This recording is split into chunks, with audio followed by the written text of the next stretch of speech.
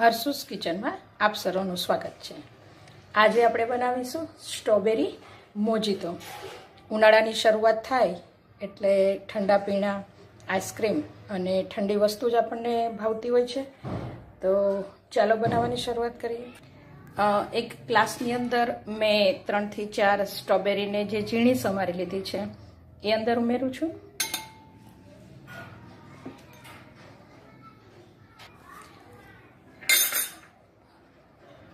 બે લીંબુની સ્લાઇડ, 5 થી 6 ફુદીનાના પાન।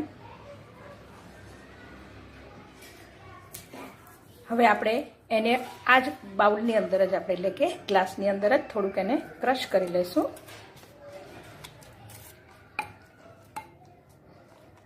એકદમ હળવા હાથે એને અંદરની સાઈડ બધી જ વસ્તુને આપણે ક્રશ કરવાની છે।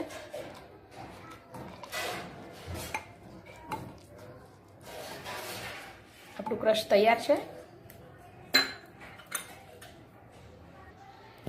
હવે હું જે સ્ટ્રોબેરીનું શીરમ આવે છે એ 1 ચમચી જેટલું અંદર લઉં છું।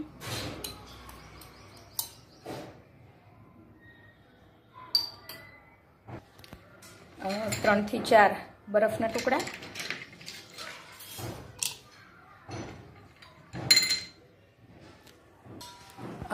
અહીંયા હું એની અંદર સ્પ્રાઇટ લઉં છું। તમે એની સાથે લીમકા અથવા તો સ્પ્રાઇટ લઈ શકો।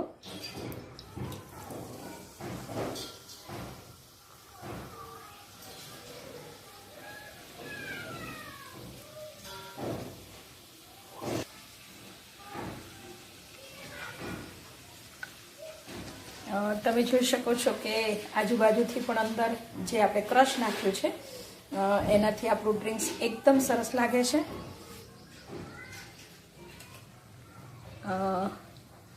એકદમ ઉનાળાની અંદર આપણને સૌને ભાવતું એવું સ્ટ્રોબેરી મોજીતો રેડી છે।